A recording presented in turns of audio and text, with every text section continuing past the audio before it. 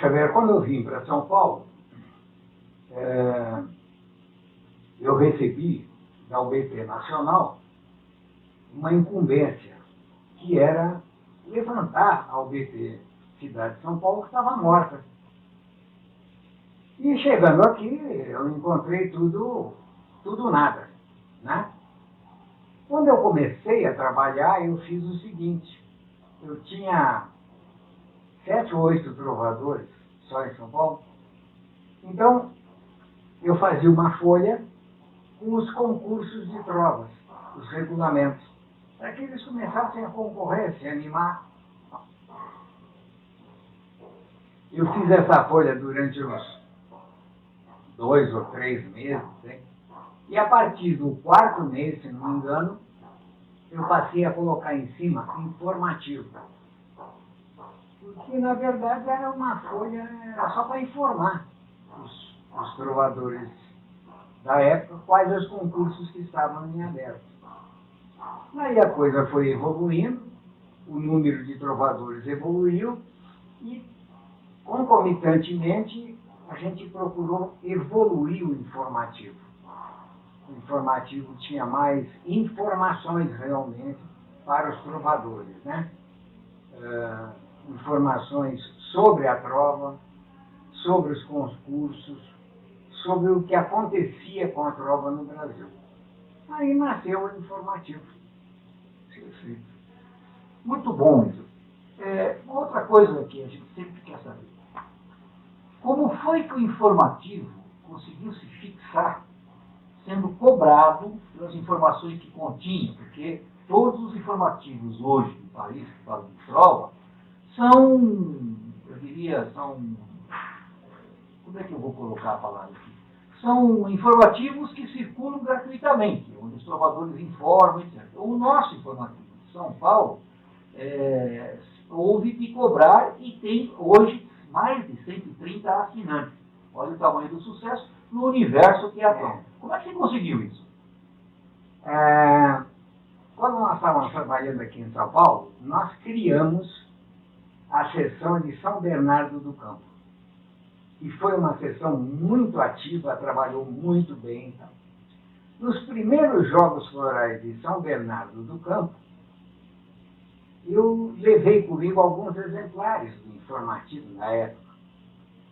E o Zé Maria Machado de Araújo, do Rio de Janeiro, disse: me arruma um informativo desse. Eu disse: não, me arruma não. Você paga e eu te dou.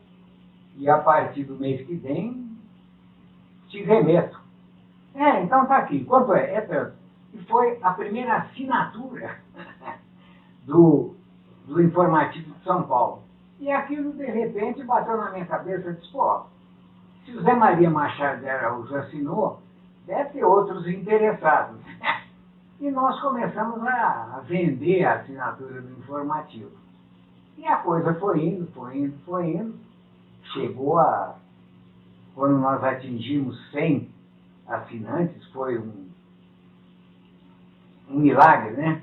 Um acontecimento. Depois, com a direção da Domitila, a Domitila fazendo o informativo no UBT São Paulo, isso acelerou, foi aumentado. E continua. Eu não sei se porque ele é o melhor, né? Eu, muito vaidosamente, costumo dizer isso, né? Ele é cobrado porque ele é o melhor. Senão ninguém pagava, né? Eu acho que a coisa é assim. A gente usa muito, lá na minha terra se usa muito uma expressão: quando a coisa não é boa, assim, de graça é caro, né? E o informativo é pago, né?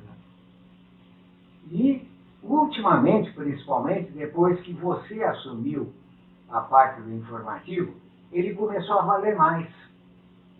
Porque ele, além de ser um informativo da trova, ele tem um suplemento cultural que é muito importante. E tem uma parte em que ele pega os trovadores mais antigos, né, e dá uma biografia, conta a história deles. Eu acho que é fundamental que que os novos trovadores, trovadores que estão começando, conheçam os velhos trovadores, sabe? Conheçam a vida, as peculiaridades, as curiosidades, as trovas, né? Então, eu acho muito importante. E é isso que o informativo da UBT São Paulo tem feito aos 4 ou 5 números, né? Isso eu acho muito importante. Essa questão de 4 ou 5 meses para cá, que o informativo está sob a minha particular direção, o que eu tenho tentado fazer é, primeiro, honrar o compromisso primordial dele, que é falar sobre prova, informar sobre resultados, enfim, manter os trovadores atualizados no universo trovadoresco brasileiro. Mas mais que isso, acho que a gente tem que extrapolar um pouco, como você mesmo disse, e ir além da prova, transmitir também um pouco de cultura e principalmente falar dos trovadores que construíram a UBT. E é sobre isso que a gente vai falar nesse momento. Então, Iso, a gente sabe que já passaram pela prova, né, grandes nomes da poesia e da própria trova, como o próprio José Maria, que você acabou de citar, que é um órgão concurso. Né? Fale um pouco para nós desses velhos trovadores, de como é que surgiu a UBT e de como você veio parar na UBT. Bem, a UBT surgiu pelo amor e a dedicação de um homem, Luiz Otávio. Luiz Otávio era apaixonado pela trova. Então, eu acho que Luiz Otávio foi um dos poucos trovadores que unia duas coisas. Eu costumo dizer, Xavier, que existem os trovadores e os fazedores de trova. Os trovadores são aqueles que trabalham pela trova, muito. E os fazedores de trova são aqueles que fazem trovas. Nas duas categorias existem os grandes, os médios e os pequenos. Então existem grandes trovadores, existem grandes fazedores de trova. Por exemplo, você tem um exemplo, um homem que nós perdemos há pouco tempo, que é uma perda terrível para o UBT, é o presidente da União Brasileira de Trovadores de Niterói, Milton Nunes Loureiro. Milton Nunes Loureiro era um bom fazedor de trovas, fazia trovas boas. Agora, ele era um excepcional trovador. Ele trabalhava pela trova, né? E eu acho que o Luiz Otávio foi um dos poucos trovadores que associou as duas coisas, sabe? Ele era um grande trovador e um grande fazedor de trovas. Entre os grandes trovadores, nós temos Beltrão, em Minas Gerais, que foi um trovador fantástico. Nós temos ainda hoje alguns grandes trabalhadores pela trova. Você tem o presidente da UBT da seção de Porto Alegre, o Flávio Roberto Stefani, que é um grande trovador e um grande fazedor de trovas. Você tem o Arlindo Tadeu Hagen, que é um grande trovador e um grande fazedor de trovas. Quer dizer, provavelmente, pela beleza das suas trovas, os grandes fazedores de trovas aparecem mais, né? Quando a gente fala da trova, bom, a gente tem que falar de Colbert Rangel Coelho, tem que falar de Valdir Neves, tem que falar de Zé Maria Machado de Araújo, que eram grandes fazedores de trovas, faziam trovas fantásticas, né? Um dos maiores de todos foi um trovador que entrou na trova de uma maneira engraçada. Ele foi ficando cego. Ele tinha uma doença chamada cegueira progressiva. Ele foi aos poucos perdendo a visão. Foi para os Estados Unidos tal, e não resolveu nada. Ele contava para os amigos que ele chegou a pensar seriamente em suicídio. Até que através do Colbert Rangel Coelho, um outro grande trovador, ele descobriu a trova, né? Colbert mostrou para ele o que era a trova, que tinha o BT e tal, e de repente Durval Mendonça se projetou. Era um trovador fantástico, fantástico, como arte, como técnica de trova. Eu entrei na trova através de uma trovadora que era trabalhadora pela trova também.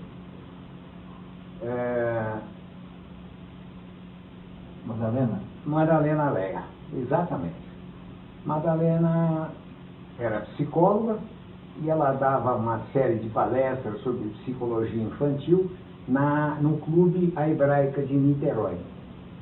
Ao mesmo tempo, eu dava nesse clube uma série de palestras sobre técnicas de chefia e liderança.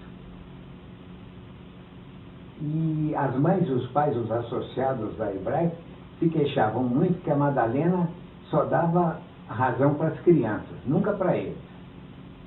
E uma vez eu passei pela sala onde ela ia fazer a palestra e de brincadeira botei em cima da mesa dela uma quadrinha, que eu conhecia como quadrinha, dos meus tempos de ginásio.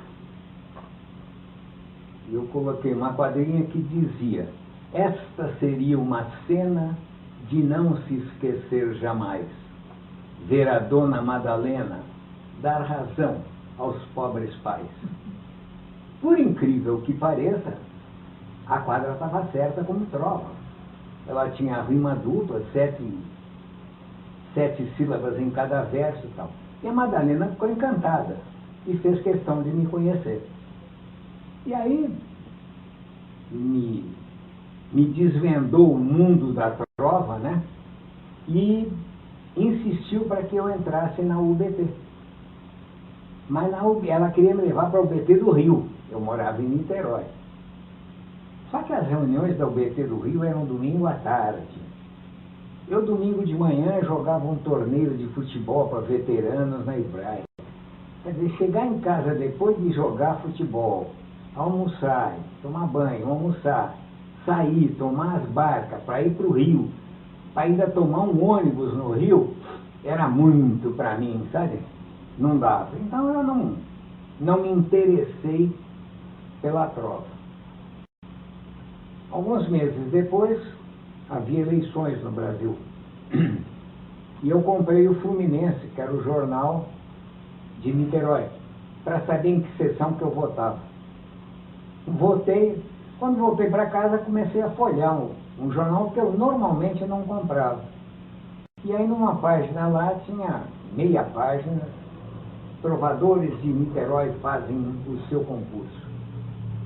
E eu fui ler. E falei, pô, isso aqui é aquele negócio que a Madalena A tal da UBT. A tal da UBT, né? O tema era Tiradentes. Falei, eu vou concorrer nesse troço aqui. Aí fiz lá 5 quadrinhas, né? E mandei. 3 de pé quebrado. Eu não sabia fazer, né?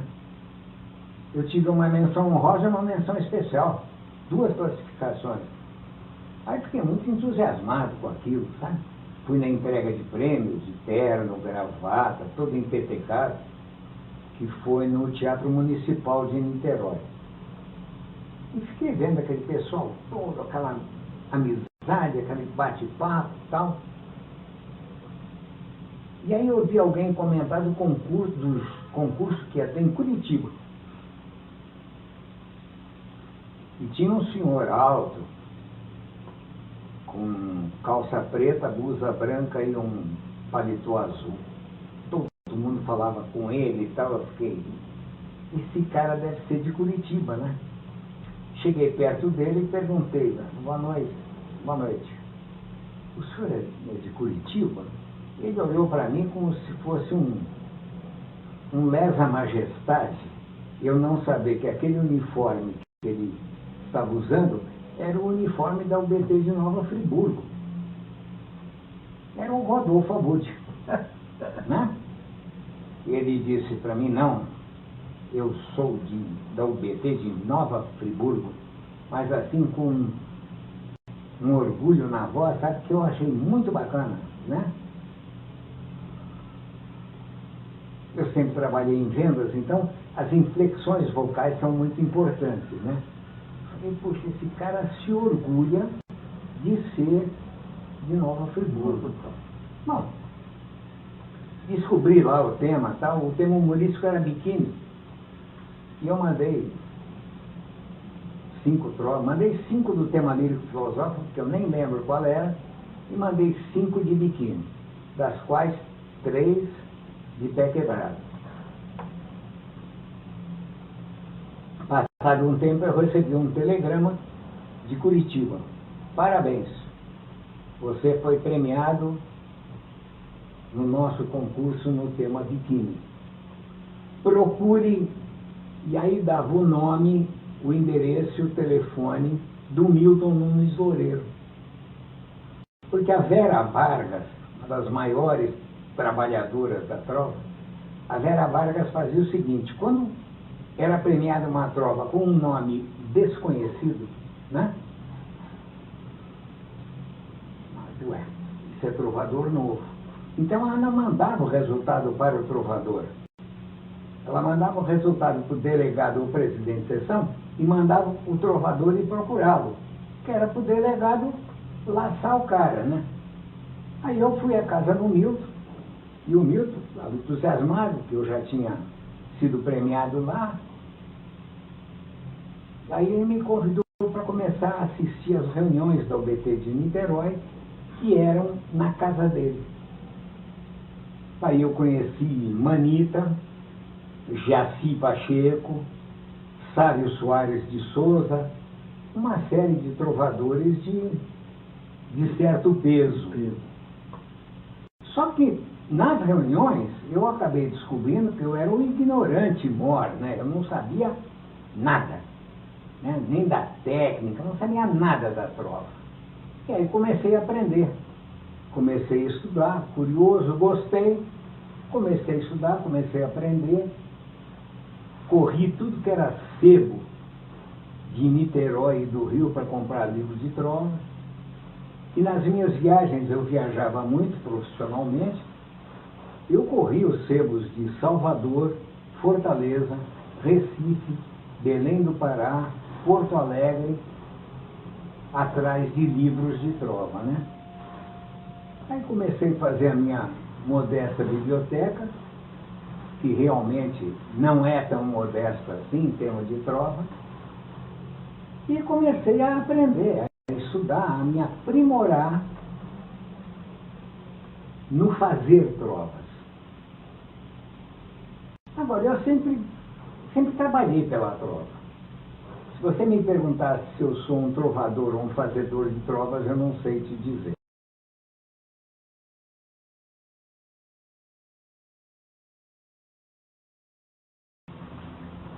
Muito bem, isso.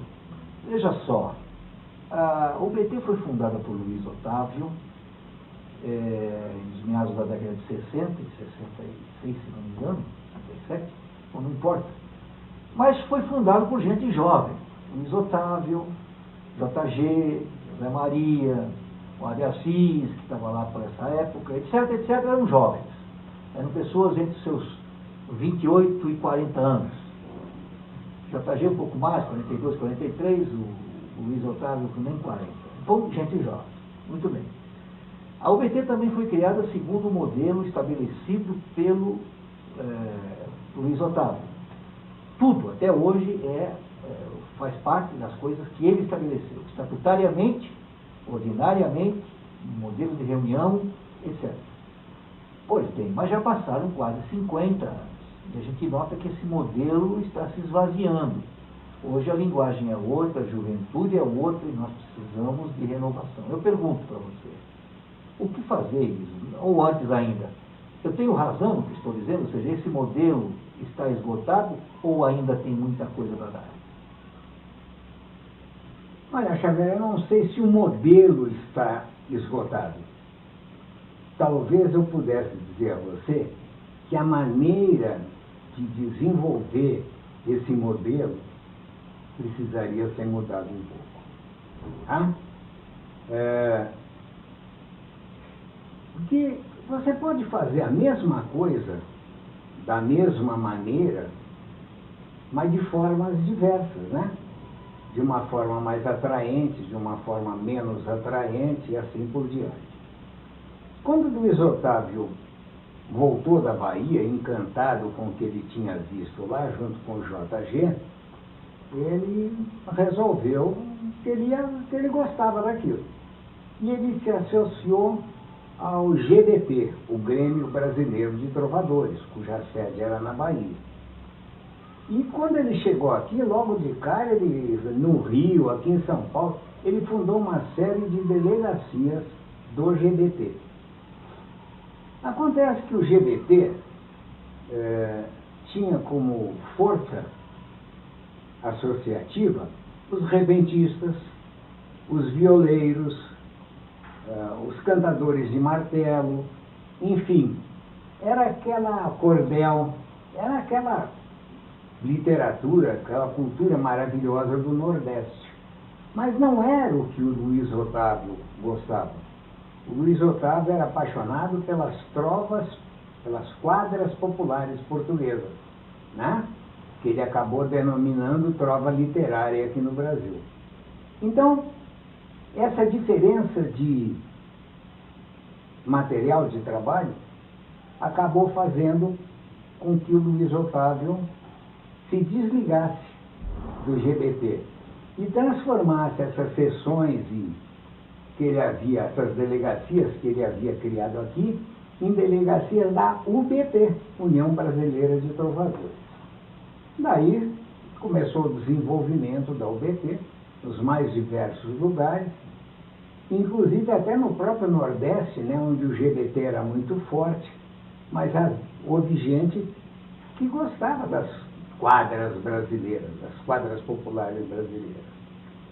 Então, o que Luiz Otávio fez? Ele montou uma entidade piramidal, né?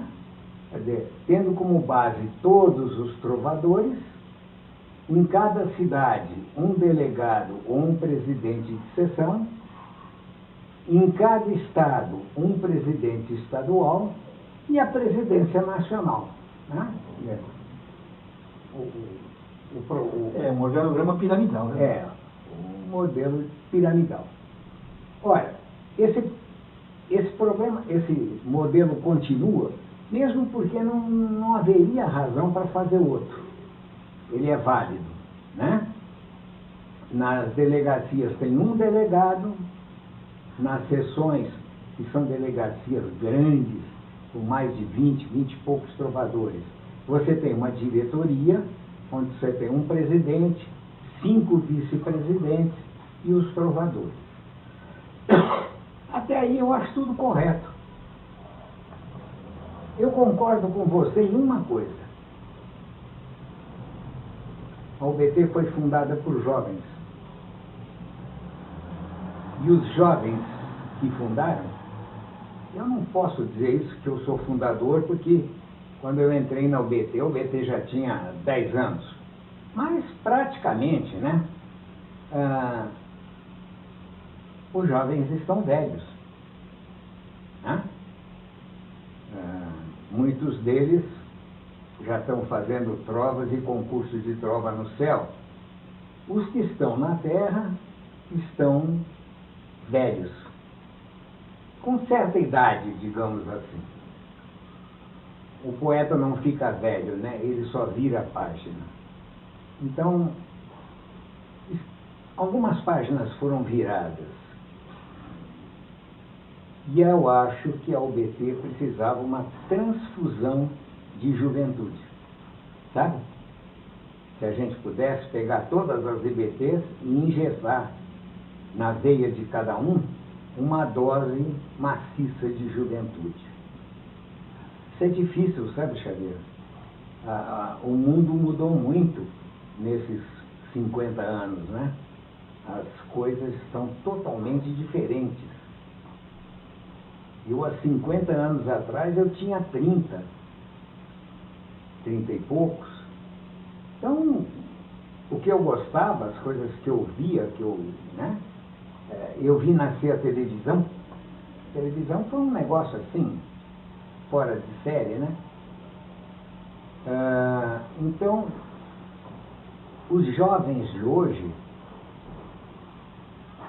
eles não, a literatura hoje na escola é ensinada de maneira diferente. A poesia é pouco ensinada.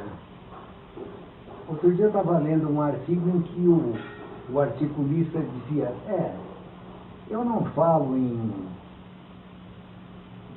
Olavo Bilac, nem em Júlio Sallusti, que o garoto vai me perguntar em que time de futebol eles jogam. E é uma verdade. Sim, mas me fala uma coisa, isso. Sim.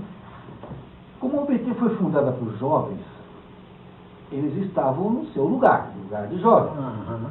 À medida que ela foi envelhecendo, ela foi perdendo a capacidade de receber e manter esses jovens. Uhum. Na minha opinião. É isso que hoje está faltando. Hoje a UBT se transformou num local que não é mais de jovens, sem o espaço para os jovens. Não vejo eu hoje, no modelo que eu vejo aí de reuniões, principalmente, e se São Paulo é assim, não há nenhuma razão para supor que o resto não sejam mais ou menos assim. Obviamente que deve ter outras pessoas que fazem algo diferente, como o Juventrova, aí nós vamos falar daqui a pouco sobre isso, aí em Pindamonhangaba, a Trova na escola em Ribeirão Preto, mas são coisas particularizadas, são exceções. A regra é, um jovem que vá hoje numa reunião da UBT, num sábado à tarde, no melhor período da semana, dificilmente volta. O que é que você acha que se pode fazer para melhorar isso? Mas você responde já no próximo bloco.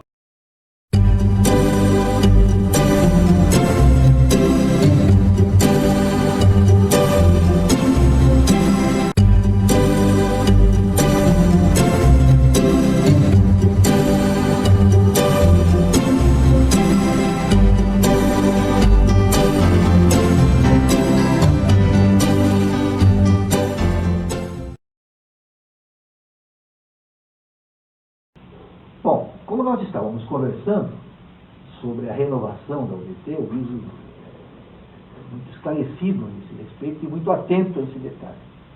Estávamos conversando agora, eu dizia a ele que é impressionante ver um espetáculo do Juventrova, lá em Pindamonhangaba, onde esse ano foi perto de 3.000 trovas geradas por jovens. Jovens que eu digo, garotos de nem 10 anos. E no máximo de 17. Trovas boas, por que não, no nível deles? Mas enfim, quase 3.000 trovas.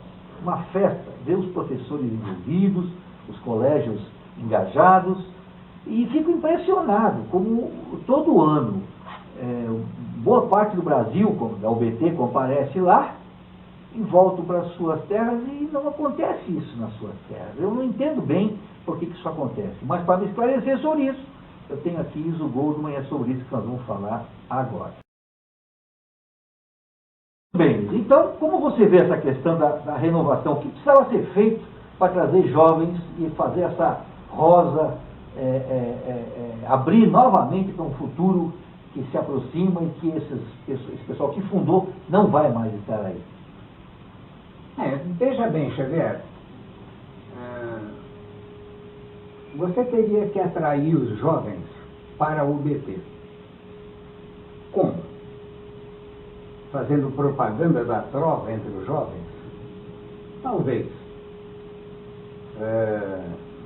Espalhando folhetos, convidando esses jovens para ir às reuniões.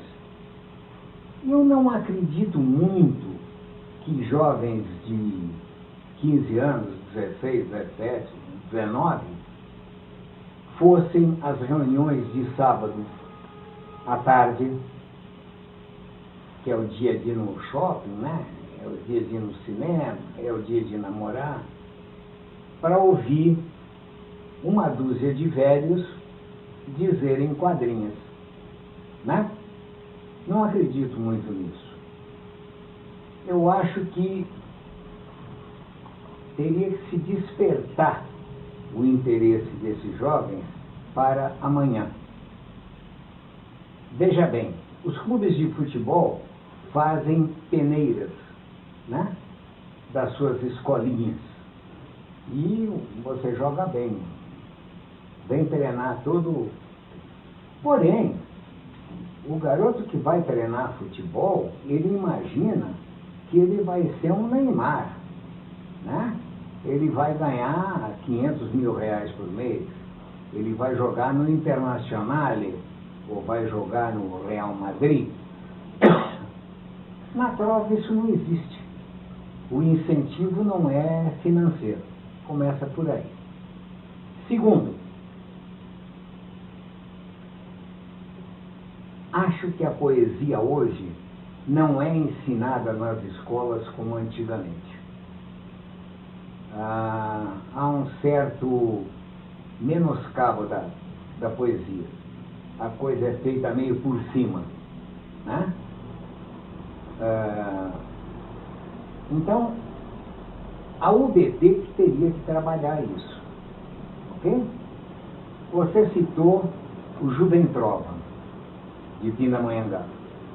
Eu acho que é um trabalho lindo que é feito lá, muito bonito. Sou padrinho do Juventrova, né? Participei do primeiro Juventrova. Mas é uma curiosidade, Xavier.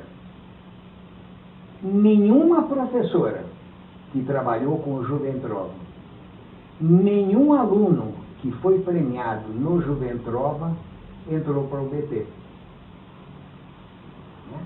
Então você vê, 17 anos, são 20 ou 30 premiados lá, já foram premiados lá em Pindamonhangaba. São 50 por ano.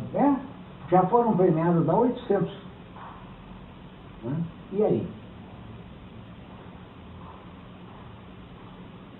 A UBT precisa montar um esquema, certo? Para, além de fisgar o peixe, trazê-lo para a terra. É isso mesmo. Né?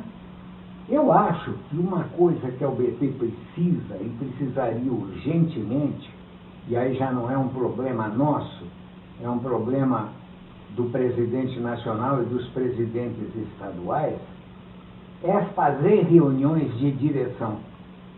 A UBT nunca teve isso.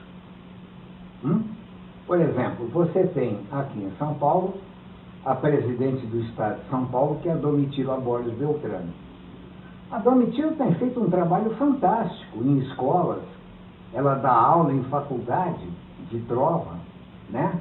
Nós fizemos uma vez um trabalho de trova, aliás, você participou disso, um jogral de trova, como aula inaugural do curso de literatura. Em Bragança Paulista. Em Bragança Paulista. Só que tínhamos 100 e poucas pessoas naquele auditório, ninguém levantou. Ao fim de 1 hora nós fomos aplaudidos de pé, mas eu acho que existe uma palavra-chave, se você quer saber. É continuidade. Agora, como fazer essa continuidade é que é o problema. Acho que reuniões entre presidentes de sessão e delegados, etc., poderiam fazer com que surgissem ideias e surgissem maneiras de trazer esse pessoal para o BT. Agora, não se esqueça, Xavier, que vamos voltar ao que você dizia. Nós somos todos velhos. E esse trabalho é muito cansativo, Xavier. Eu tive a oportunidade de fazer uma oficina de provas em Bandeirantes, no Paraná, pegando uma sexta em um sábado. As professoras que assistiram tiveram, inclusive, seu ponto facultativo beneficiado para assistir em sexta e sábado. Lamentavelmente, nenhuma das professoras se interessou para entrar na UBT. Não sei se a presidente da UBT de Bandeirantes não foi procurá-las, ficou esperando elas procurarem. Eu acho que é um dos grandes problemas da prova, é esse que nós estamos conversando. Então, Enzo, veja só. Continuidade. Você falou um negócio que me chamou a atenção. Nós temos feito, pelo menos aqui em São Paulo, temos tomado algumas iniciativas, o Jogral, que aliás é de tua autoria, é uma delas, ou seja, para atrair pessoas. Então a gente consegue reunir pessoas numa sala. Outro dia, temos uma palestra, do Domitila e eu, em Vinhedo, onde tinha lá quase 400 pessoas no auditório. O que faltou ali foi 3 ou 4 trovadores com uma ficha na mão, cadastrando todo mundo, telefone, endereço, etc. Depois entrando em contato na marcação cerrada, ou seja, olheiro, como faz, como você bem citou, o futebol. O garoto entra, mas se não tiver alguém atento, o garoto joga bem e vai embora. E ninguém viu ele jogando bem.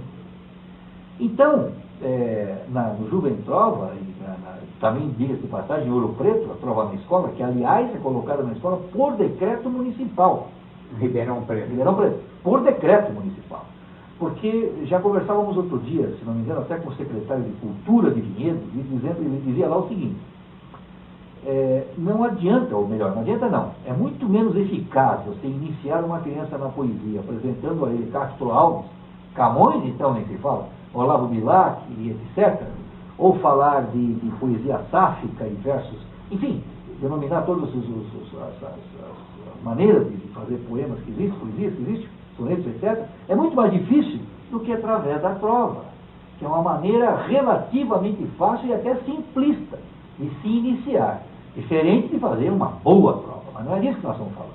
Nós queremos primeiro que o sujeito goste de fazer prova, seja ela qual for, batatinha quando nasce, inclusive, e depois ele passa a fazer grandes provas. Então, não é por aí isso, não falta a UBT, como você falou, esse trabalho cansativo de montar um esquema, de certa forma, até violento, assim, violento em termos, obviamente, grande, eu quero dizer, para trazer como uma garateia, né? Você pega o peixe e algo tem que ser feito para trazer o peixe para a canoa.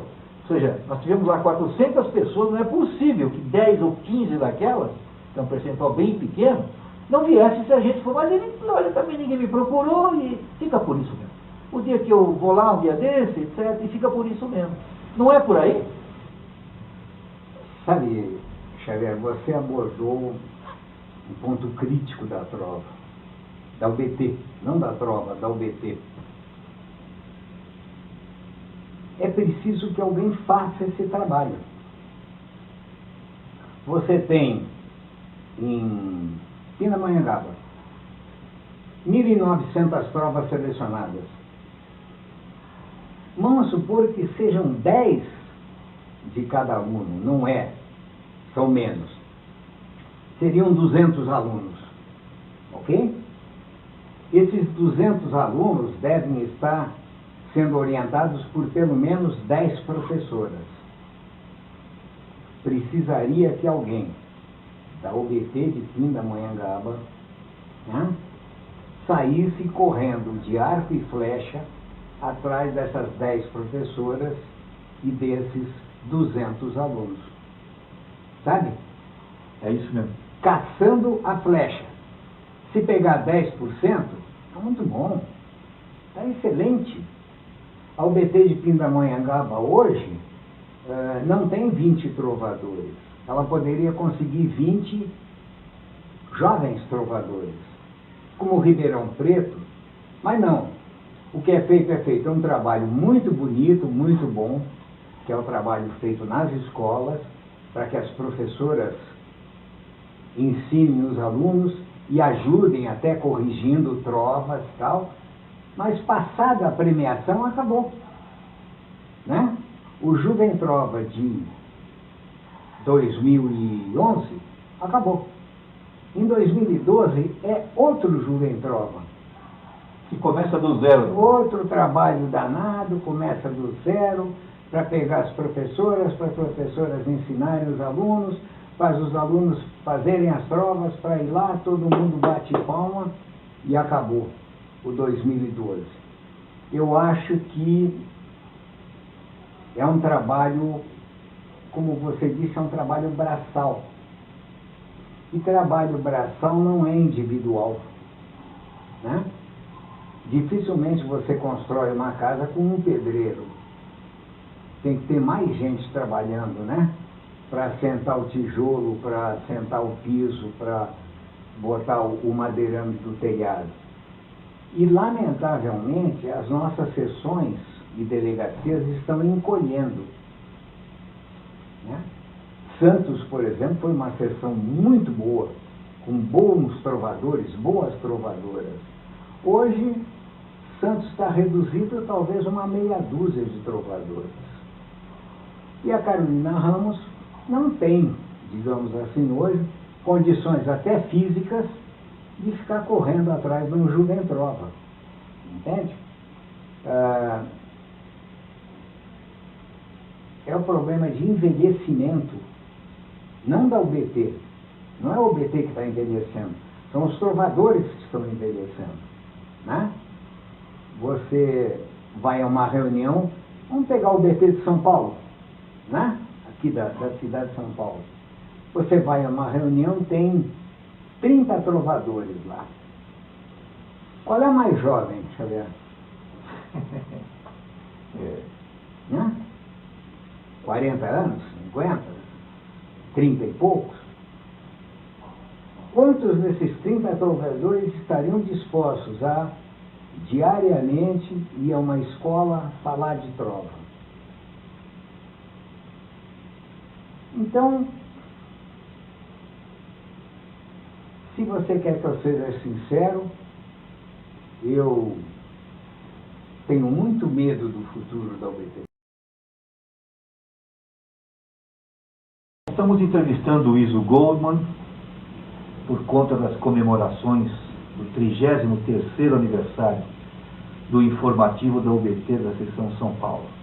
Iso Goldman é o fundador do informativo e está aqui a nos esclarecer pontos de vista com a sua vasta experiência na área de provas e na UBT. E estávamos conversando agora mesmo sobre um assunto muito delicado, que eu acho que interessa a todos os que amam a prova, que é a sobrevivência da UBT, diga-se de passagem, não da prova. Outro dia, um trovador, de uma sessão que não tem por que dizer qual é, me escreveu um e-mail me dizendo que algumas trovas dos mestres publicadas no informativo, interessante isso, não eram trovas, porque não rimavam conforme a definição do Luiz Otávio, etc.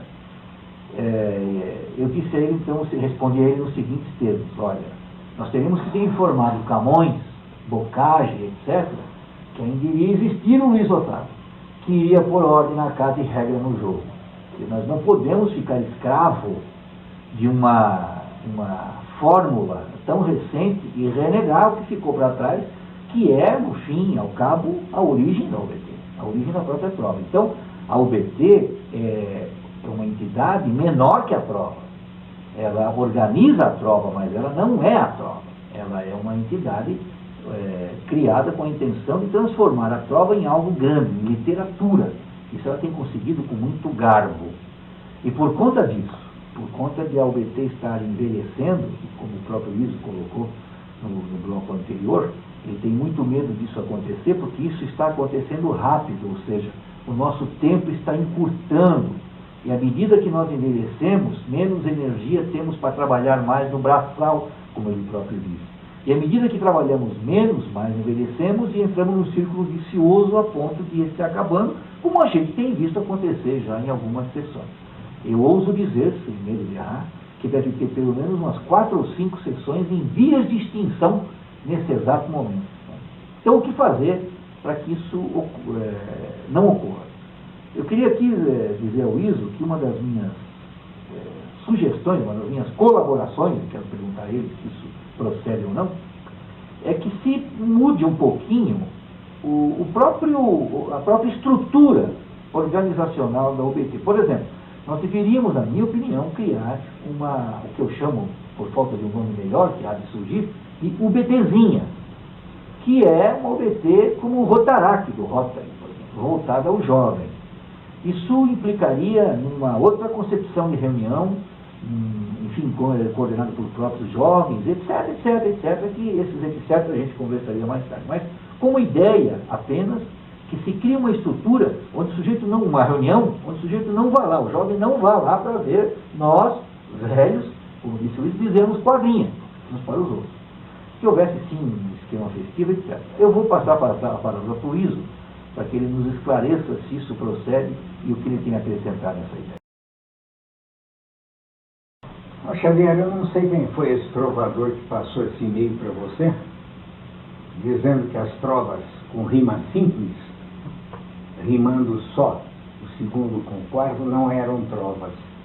Talvez ele tenha esquecido ou não saiba que Luiz Otávio, quando definiu trova, ele disse que trova é uma composição poética de 4 versos, 7 silábicos, rimando pelo menos o segundo com o quarto.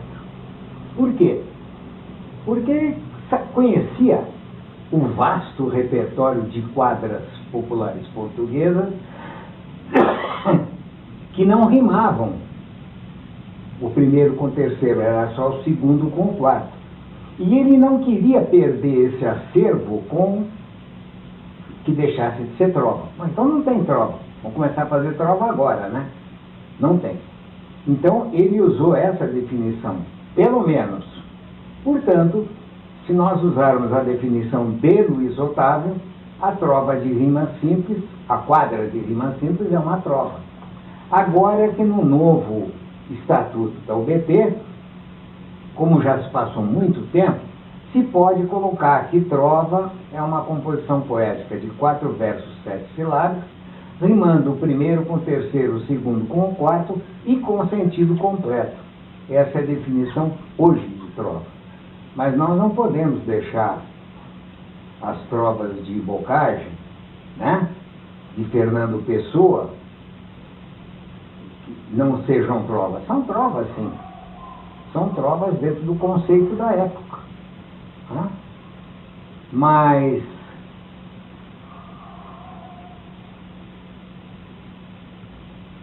em relação ao envelhecimento da UBT, há uma sugestão. Nas sessões, eu acho que, teoricamente, você teria uma maneira de forçar esse trabalho em cima dos jovens. Uma sessão tem um presidente, tem vice-presidente de administração, vice-presidente de finanças, vice-presidente de relações públicas, vice-presidente de cultura e um suplente de vice-presidente. Ok? Poderia ter um vice-presidente júnior, né? Que seria encarregado dos jovens, arrebanhar jovens, criar programas para jovens, etc. Ou, como nos clubes, né, um departamento juvenil.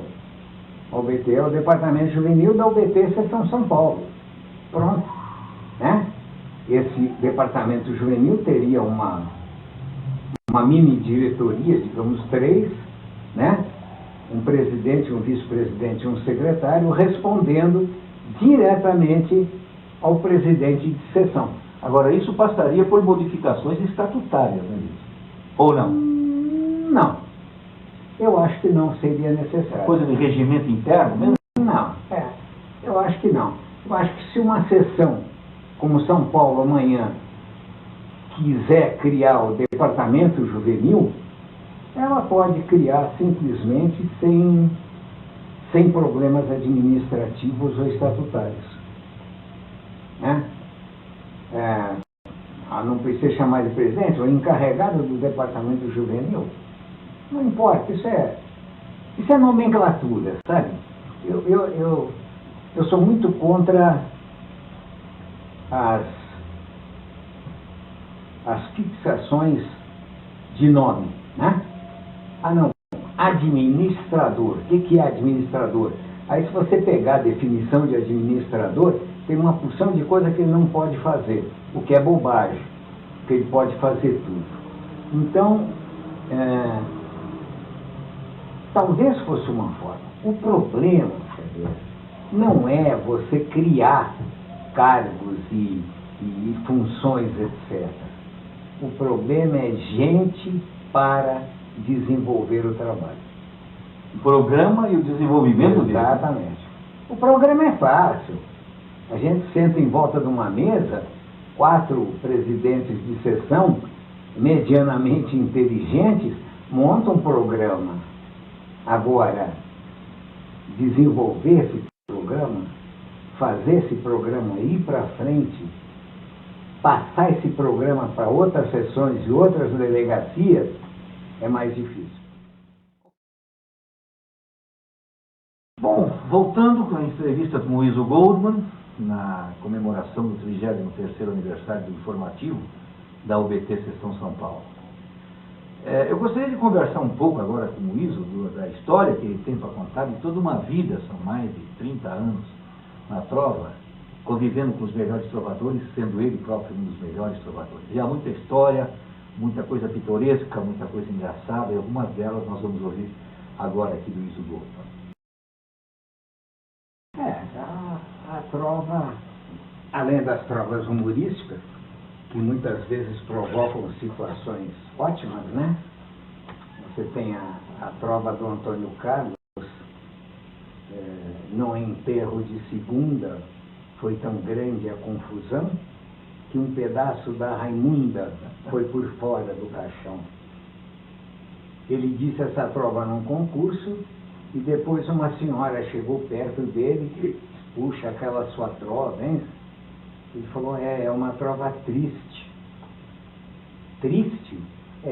Eu estava assistindo o enterro, de repente o caixão quebrou e o braço da defunta caiu para fora.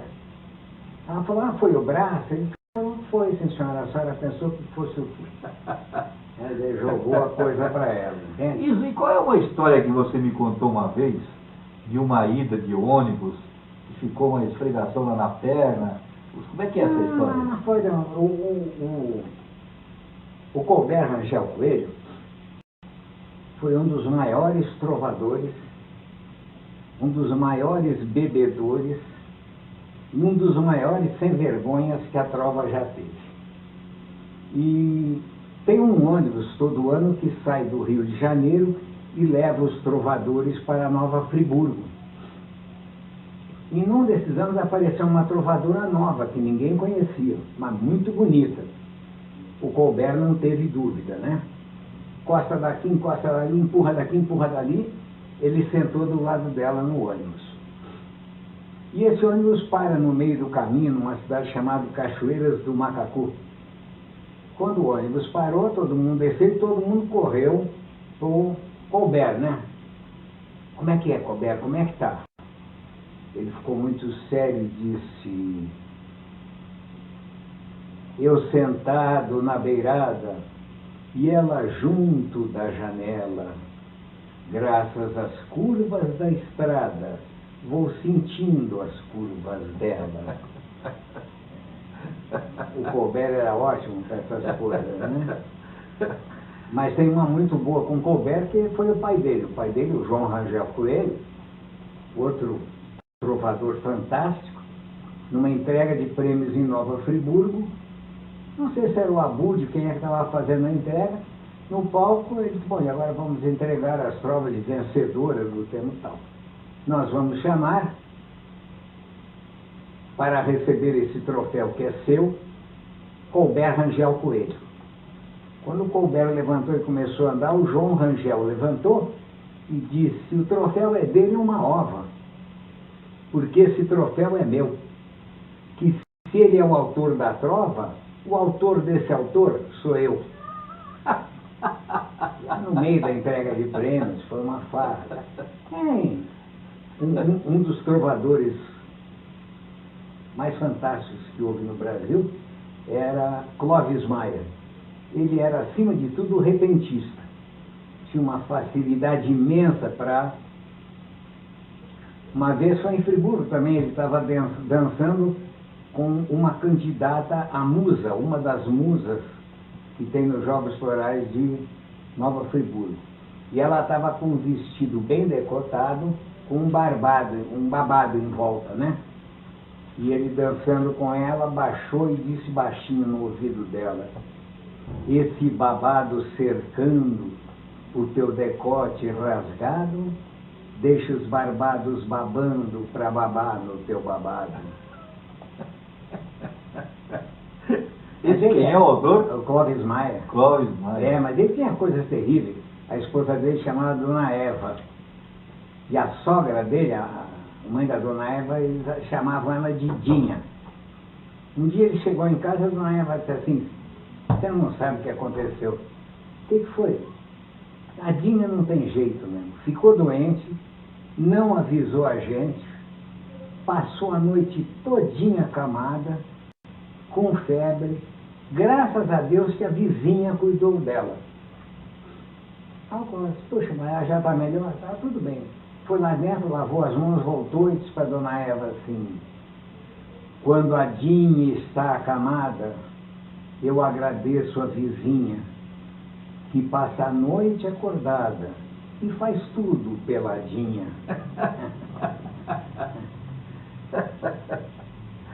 Tem histórias muito, muito boas. Havia um trovador em Bauru, grande trovador, Elvésio Barros, tímido, sabe? Ele ficava lá escondidinho lá nas trovas dele e tal. E uma vez ele foi premiado aqui em São Paulo num concurso da Drogasil. E quem estava entregando os prêmios, por sinal, que era eu. Aí vamos chamar um, chamar dois, chamar três, de repente chama um fulano e os diplomas já estavam colocados na posição, dá o diploma para ele, né? O trovador olhou e falou: isso, esse diploma não é meu. A pior coisa que pode acontecer numa entrega de prêmio é quebrar a rotina, né? Falei: como não é seu? Não, é aqui. Aí, viu? Eu olhei, era o diploma do Elvésio Barros. Acontece que o Elvésio já tinha vindo à frente, já tinha recebido o diploma, dito a trova e tinha ido sentar. Aí eu desci no auditório da Drogasil, fui lá e falou: Elvésio, que diploma é esse que você tem? É do fulano de tal. E por que quando eu te dei o diploma você não falou? Não, porque eu não queria atrasar, não queria atrapalhar a entrega de prêmio. Aí troca levar um outro diploma para trocar e tal. O Elvésio era ótimo, grande. Então. Aqui em Taubaté nós tínhamos um trovador que tinha a língua presa, né? Ele falava a clova, né? Uma vez ele foi premiado em Nova Friburgo, e ele estava lá, e a trova dele tinha 2 vezes a palavra trova. Aí, quando começou a entrega de prêmio, ele virou para mim e disse assim: eu não vou subir no palco. Como assim? Não vou receber o troféu. Por que você não vai receber o troféu, Dias? Porque eu vou ter que falar essa prova. Tem 2 vezes prova aqui. E daí? Vai lá, sobe e diz a prova, todo mundo sabe que é prova. Não. Você acha que eu vou chegar lá e falar prova? Não vou, não. E ele deu tanta sorte que naquele ano Friburgo inovou. Os trovadores da UBT de Nova Friburgo, para homenagear os trovadores premiados, é que diziam a trova. Então quem disse a trova dele foi a Clemir. E a Clemir falou trova direitinho, né? Mas o Dias estava apurado que ele não queria dizer aquela trova, né? E dos antigos trovadores, entre eles o José Maria, etc., esse pessoal tinha esse peso todo de qualidade que se diz hoje em dia. A gente vê as trovas de José Maria, mas parece que ele tem muito mais trovas do que a gente conhece por aí que estão publicadas. Né? Quem? O José Maria, por exemplo. José Maria, num concurso de trovas em Nova Friburgo, sabe que Nova Friburgo tem o título de magnífico, né? Isso. Você tem que se classificar 3 anos entre os 10 primeiros para ter esse título. E o Zé Maria concorreu nos primeiros Jogos Florais de Nova Friburgo. e tirou 11º lugar. Aí descobriram que o 8º ou 9º lugar era de uma trovadora que ninguém conhecia, ninguém sabia quem era, até descobrir que ela era secretária de um membro da comissão julgadora. No ano seguinte, o Zé Maria concorreu e tirou o 11º lugar. Até que descobriram que o 7º ou 8º colocado era um membro da comissão julgadora que tinha concorrido sob pseudônimo. Então o Zé Maria ficou muito bravo, né? O Zé Maria fazia o seguinte: ele concorreu num ano, ficou entre os 10, concorreu no outro ano, ficou entre os 10, no terceiro ano ele não concorreu. Aí ele concorreu no outro ano, ficou entre os 10, concorreu, ficou entre os 10, no terceiro ano ele não concorreu, porque ele não queria ser magnífico mais. Aí teve um ano, eu já estava na tropa nessa época, em que o Luiz Otávio falou com ele: pô, Zé, deixa disso, né? Vamos concorrer, eu quero que você concorra e tal. Eu falei: você quer que eu concorra? Tá, então eu vou ser magnífico. Quando foi à noite, era o segundo ano que ele se classificava entre os 10, ele virou para mim e disse assim: Iso, vamos ser magníficos os dois o ano que vem. Eu falei: se Deus quiser, né, Zé? Não, se Deus quiser, não. Nós vamos fazer o seguinte: lá não tinha limite de trovas, você podia mandar quantas quiser. Vamos mandar 300 trovas por concurso cada um. Não, Zé, você bebe. Não, você faz uma trova a cada dia, né? Datilografa no envelopinho, tudo bonitinho, põe numa caixa, de 10 em 10. Quando 1º de janeiro, que já pode mandar as provas, você manda 10. Dia 3 de janeiro você manda mais 10 e tal. Ah, você é louco, eu não vou fazer 300 provas do tema. Mas aquele negócio me... Eu era novo na prova, tinha pouco tempo, né? Aquele negócio ficou mexendo na minha cabeça, né? Eu mandei 60 provas. 65, eu acho. Classifiquei 16 entre as 100 finalistas. E classifiquei, acho que 4 entre as 10. O Zé Maria mandou 280 e poucas provas. Nossa. Classificou uma entre as 10, foi magnífico. Ele era muito bom, Zé Maria era terrível, era um grande trovador, né? Então, dessa turma dessa época, quem você reputa como sendo um sujeito que não se pode jamais esquecer? O Zé Maria mesmo? Não, são vários. Nessa época, são vários. Elton Carvalho, Zé Maria, Valdir Neves, João Rangel Coelho, Colbert Rangel Coelho. Nessa época tinha pelo menos uns 10. Assim, top, né? Top de linha tinha uns 10. É mesmo? É.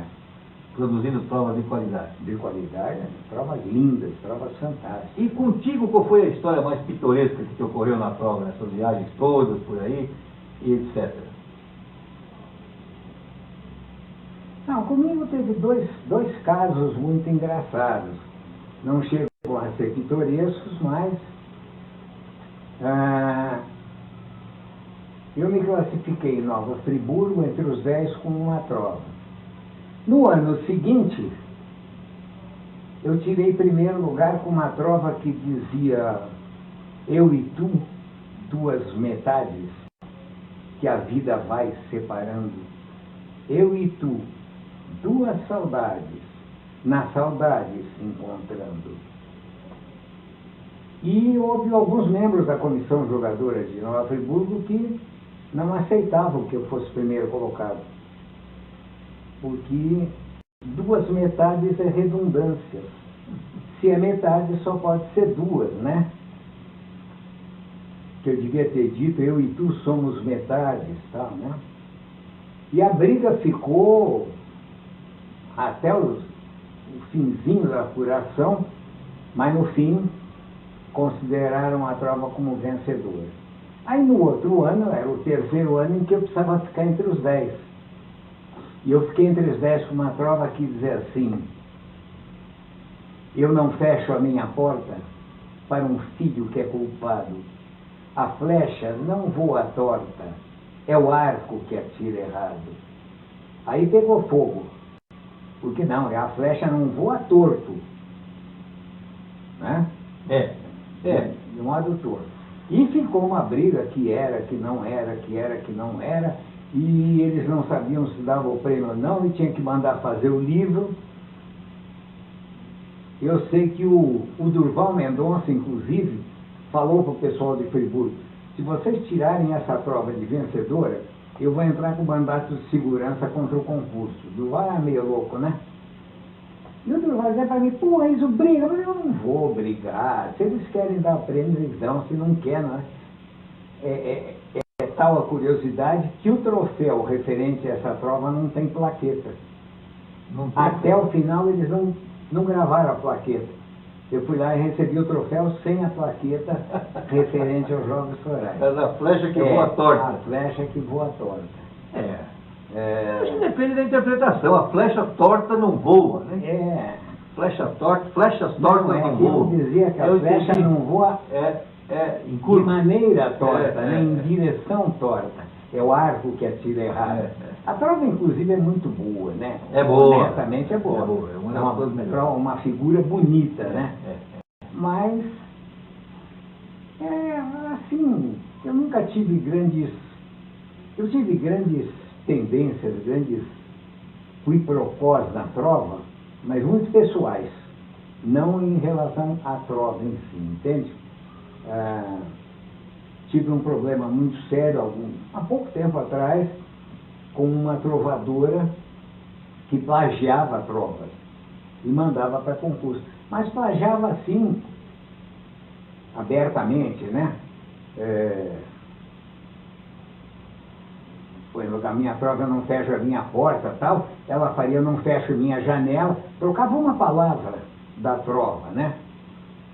E ela era do Paraná. E a coisa pegou fogo, né? Porque eu denunciava quando acontecia. Depois aconteceu em Minas, com uma prova de Minas. Essa de Minas ainda foi pior, porque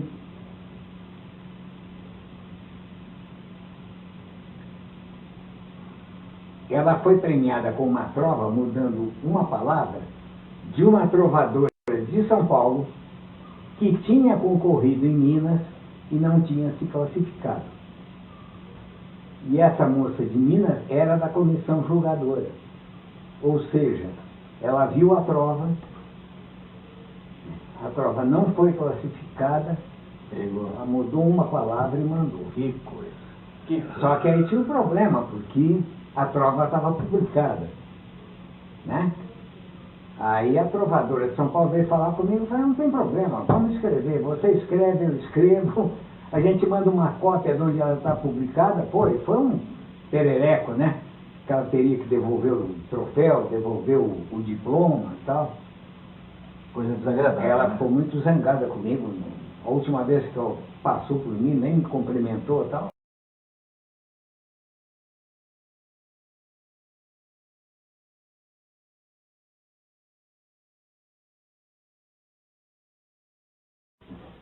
Diz o Goldman, um gaúcho de São Leopoldo, né?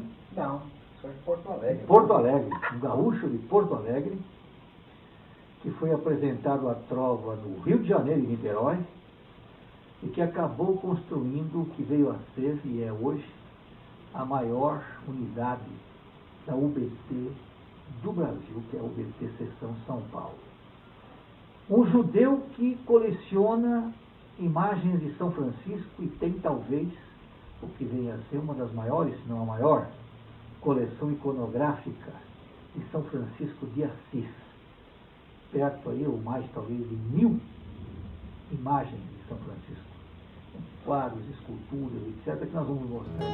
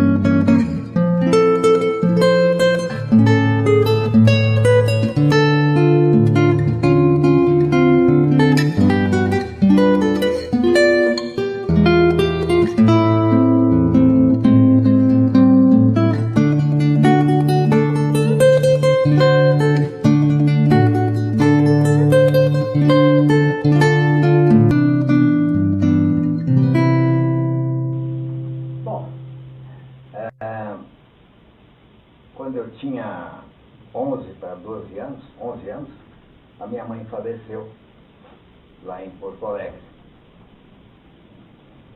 E meu pai ficou meio, evidentemente, meio desorientado, né? Com um filho de 11 e uma menina de 7, 8 para criar. Então, ele resolveu vir para São Paulo, porque aqui em São Paulo tinha o irmão dele, casado, a cunhada, e o irmão aqui em São Paulo. Ele achou que isso poderia ser uma maneira, né, de criar os filhos. Então, nós viemos para São Paulo. Depois disso, eu fui a Porto Alegre algumas vezes, mas a trabalho, esporadicamente, rapidamente, né? Mas não deixei raízes lá no sul. As minhas raízes acabaram sendo aqui em São Paulo.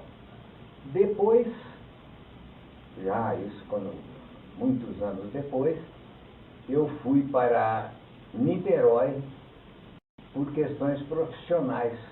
Eu fui trabalhar no Rio de Janeiro e morava em Niterói. Mais tarde voltei para São Paulo e fiquei nesse vai não vai, né? Mas eu me sinto muito paulista, sabe? Porque, você vê, eu estou com 78,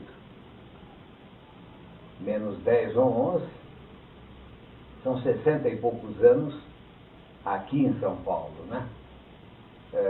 Adoro o Rio, gosto muito do Rio, mas eu me sinto paulista, né? Na trova, então, muito mais, porque eu comecei na trova em Niterói, mas muito rapidamente, uns 2 ou 3 anos depois, eu vim para São Paulo. Então, também sou um trovador paulista.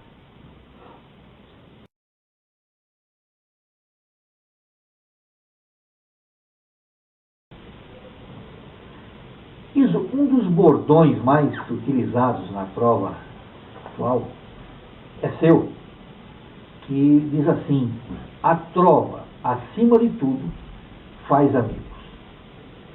É fácil comprovar isso pela comunidade que se reúne sempre que há uma festa de entrega de premiações, todos são amigos, etc.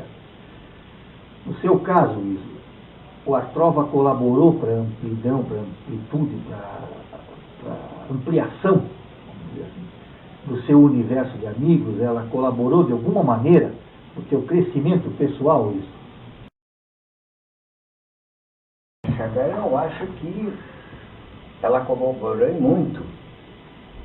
Eu, através da trova, eu acabei tendo amigos que eu jamais teria se não fosse a trova, né?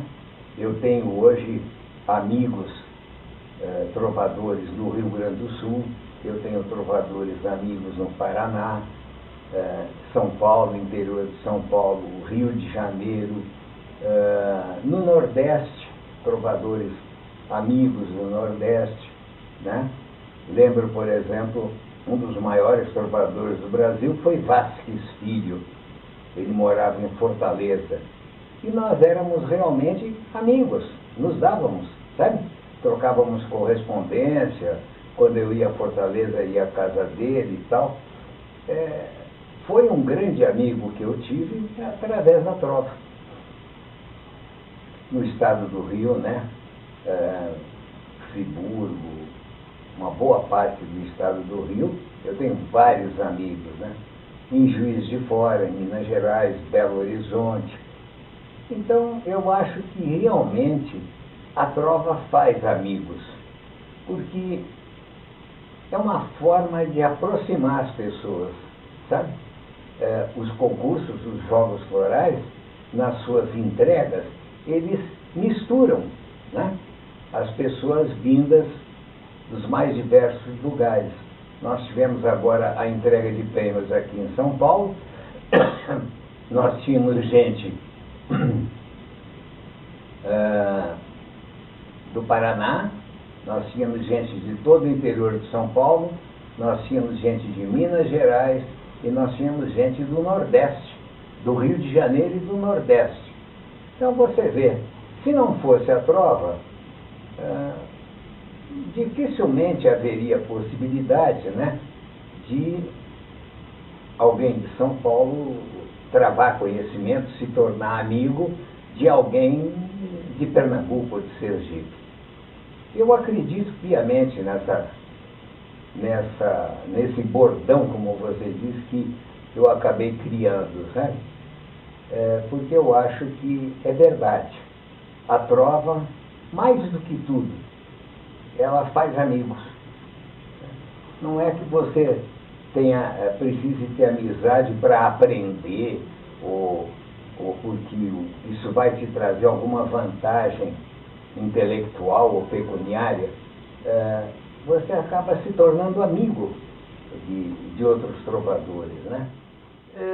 Não acredito que haja alguém na trova brasileira que de alguma maneira não lhe deva algo, seja em termos de empenho, seja em termos de comprometimento com a causa.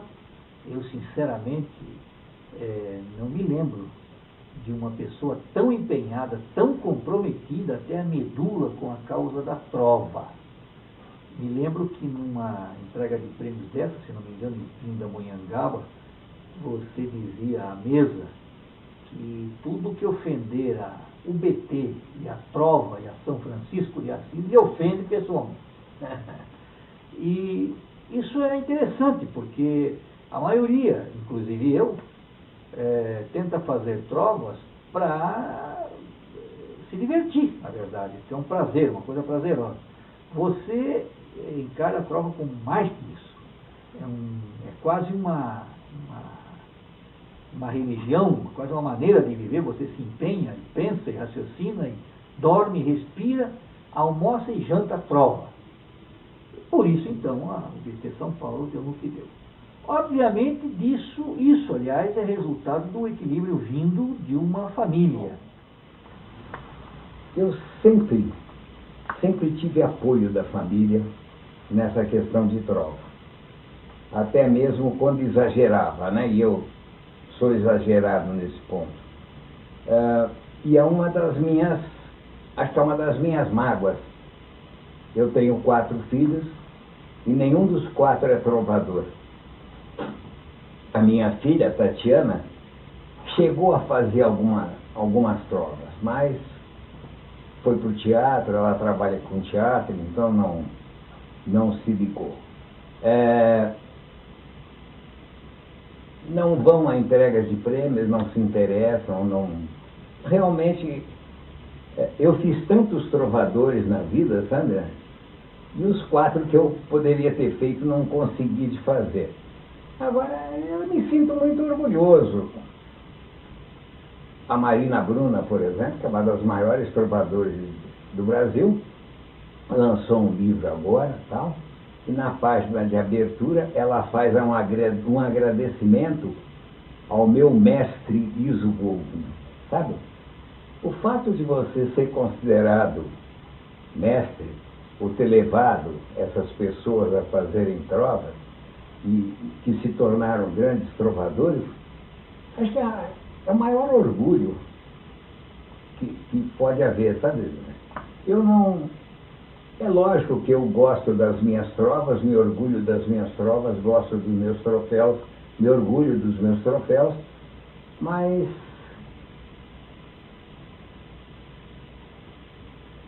eu sou magnífico trovador em Nova Friburgo, em líricas e filosóficas. Sou emérito trovador em Pouso Alegre. Tenho 2 prêmios Lilinha Fernandes no Rio Grande do Sul. Mas sabe qual é o título que eu mais me orgulho? É um título que me foi dado pela UBT Seção de Tremembé, aqui em São Paulo. Eles me deram o título de operário da trova. Sabe? Eu fiquei muito emocionado e orgulhoso quando recebi esse título. Porque, eu sei lá, me apaixonei. O que você quer que faça, né? A gente se apaixona e aí é como você ainda há pouco citou o fato de que eu sendo judeu, né? Eu coleciono em São Francisco de Assis. Eu não coleciono imagens do santo São Francisco de Assis. Eu coleciono imagens de um homem chamado Francisco, que sem dúvida nenhuma, foi uma das maiores figuras da história do mundo. Se você estudar a vida de São Francisco de Assis, é assim emocionante o que ele fez, né? E a mensagem que ele transmitiu ou tentou transmitir aos homens, né? A mensagem de paz, de amor, é fantástico. A vida de São Francisco é fantástica. Eu tenho 50 e poucos livros de biografia de São Francisco de Assis, e quanto mais você lê, mais você gosta, né? É como fazer trova. Quanto mais trova eu faço, mais eu gosto, sabe? A trova tem coisas fantásticas. Você estava falando de amigos, né? Havia um trovador em Fortaleza chamado Vasques Filho. Falei ainda há pouco que ele era um grande amigo. Vasques Filho foi protagonista de uma coisa muito engraçada. Houve um concurso de trovas em Porto Alegre que o tema era imigrante.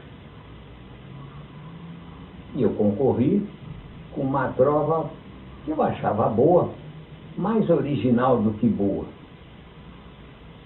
que era o Cais, o Adeus a partida, no peito quanta lembrança, rumo à terra prometida, nos olhos quanta esperança. E quando eu fui a Porto Alegre, tirei primeiro lugar. Quando eu fui a Porto Alegre, o Flávio Roberto Stefani virou para mim e falou assim: você sabe que a tua trova empatou em primeiro lugar com a trova do Vasco, que era linda, eu não me recordo agora, mas era muito bonita. Eu falei, e o fato de não ter posto o tema, né, na trova, foi que fez ganhar. Ele disse, não, a trova ganhou porque ela não tem verbo. E é realmente uma curiosidade, é difícil, né, você montar qualquer estrutura literária sem usar verbos, né? Eu confesso a você que eu não sabia que não tinha verbo. Depois tentei várias vezes fazer trova sem verbo, nunca mais eu consegui, né? Então, essas coisas na trova é que fascinam, sabe? Você descobre coisas em você e nos outros que você nunca imagina que fossem possíveis. Interessante. Diz a trova de novo. O cais, o adeus, a partida, no peito quanta lembrança, rumo à terra prometida, nos olhos quanta esperança. Eu tentei retratar o imigrante, né? Mas a trova eu não lembro agora, mas a trova do Vasco também era muito bonita.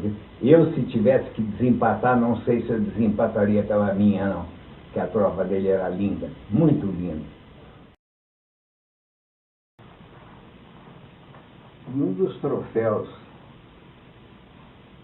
que mais me emocionou, que mais me tocou e me toca até hoje, que eu consegui na trova, foi um troféu chamado Marta Maria.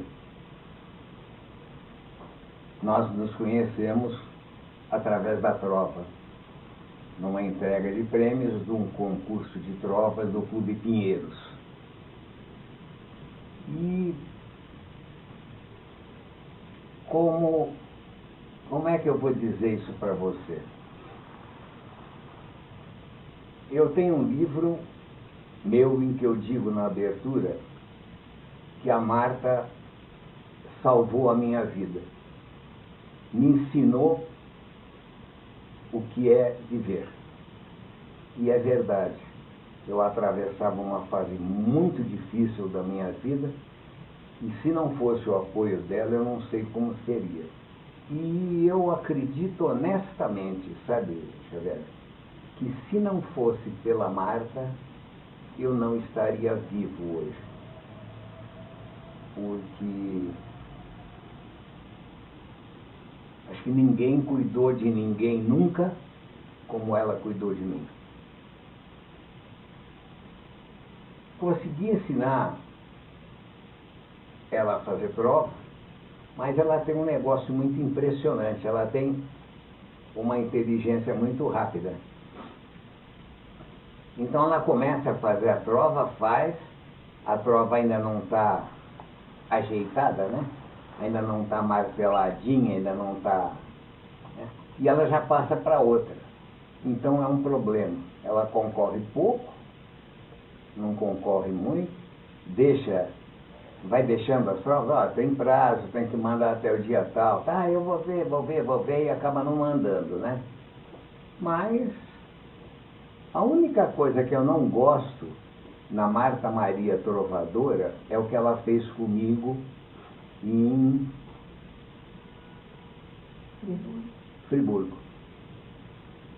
Você sabe que para ser magnífico em Friburgo tem que classificar 3 anos seguintes uma prova entre as 10 primeiras, né? Eu havia classificado 2 e no 3º ano, que foi o ano retrasado, eu não consegui classificar nada em humorismo e ela tirou o 1º lugar. Quer dizer, né? Ela me garfou o título de magnífico. Então, eu vou ficar no áudio aqui. Marta, como é que você corrobora o que ele está te falando? Como é que você vê essa sua participação na vida de um trovador do porte do Iso Goldman hoje para a trova brasileira? Acho que conhecer o Iso foi uma bênção na minha vida. E em termos do que eu fiz, não sei. Eu acho que amor não tem medida. Amor, ou você ama ou não. Acho que o nosso encontro foi um encontro de almas. E acho que isso foi muito bom. Agora, fazer trova perto de Iso Goldman é parada. Porque uma coisa é você fazer trova sozinha, outra coisa, quando o mestre está por perto, quer dizer, eu estou sempre um aprendiz, né? Então é uma brincadeira. Mas eu gosto muito da trova, acho uma coisa linda. E lembro de coisa de criança que às vezes fala, nossa, isso eu rimei, falei alguma coisa rimando. Mas aprendi, o que eu sei de trova, aprendi com ele, foi despertei esse lado da minha vida e me sinto assim feliz quando faço alguma coisa. E mesmo quando garfo alguma coisa dele. E acho que assim, nesse período difícil que nós passamos, realmente uma das coisas que me fez mais falta era ver o Iso tocando piano. Porque o Iso, quando ele toca piano para fazer a trova, para mim é uma alegria. Ele está compondo, ele está florescendo, ele está desabrochando. E ele ficou um tempo que o piano estava mudo, cansado. Contar piano, tocar piano, é você Sei. contar as sílabas do verso, né? E é uma coisa que eu aprendi há muitos anos. Eu não sei fazer trova se não for No dedo. no dedo, né? E Dactilotrova. Hein? Vamos criar um novo. Ele fica até... E realmente eu passei 1 ano e meio, né, mano? Praticamente 1 ano e meio sem tocar piano. Meu amigo, eu acompanhei essa fase. Você sabe bem. Pude ver como é que você estava e da onde você saiu e como é que foi o teu resgate. É isso porque essa homenagem do informativo a ti, que é o pai dele, na verdade, né? Muito bem, eu deixo a palavra aberta para vocês, se quiserem complementar com mais alguma coisa sobre a trova. Nós vamos encerrar essa entrevista que já vai para quase 1 hora. Quer falar, né? Não, o que eu diria, eu acho, como diz o Iso assim, não existe coisa de modéstia quando se faz bem feito. Então, acho que é muito justa a homenagem, porque, vamos dizer, a parte da vida do Iso, eu não diria 99,9% é trova. Então, acho que alguém que se dedica tanto por uma coisa e o faz bem feito e o faz por inteiro, então é muito justo isso. Acho que quando a gente falou lá em Pinda, né, de buscar outras coisas, outros caminhos, acho que tem que se lutar por isso, porque a nossa passagem por aqui é muito rápida. Então, perder o potencial que Iso tem e outros trovadores também, e transmitir aos jovens, a outras pessoas, esse caminho da trova, esse caminho da poesia, no mundo onde está necessitando tanto de poesia e de amor, eu acho que não se deveria perder, tinha que se plantar mais para que a gente tivesse mais poesia no mundo do que violência, né? Tá certo. Iso, alguma coisa a mais para os amigos que estão te assistindo nesse momento? Xavier, eu queria agradecer a você, esse trabalhão que você está tendo. Não sei até que ponto isso será útil para alguém ou para a trova. Eu espero que seja. Tudo aquilo que eu fiz ou procurei fazer foi sempre visando a trova, né? O informativo é um exemplo clássico disso, né? Além do informativo, a UBT São Paulo, por exemplo, tem um jogral de trovas, que é o único que eu saiba que existe em trovas.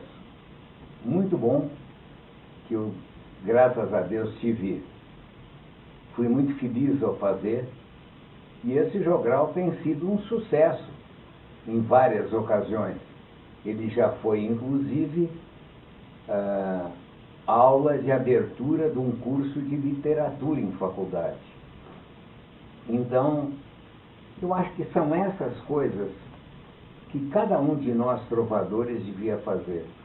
São contribuições que você dá à trova e ao BT, para que esse movimento não venha a desaparecer, não morra, sabe? Seria injusto para com todos nós que depois de 50 anos nós víssemos a trova desaparecer. Então eu acho que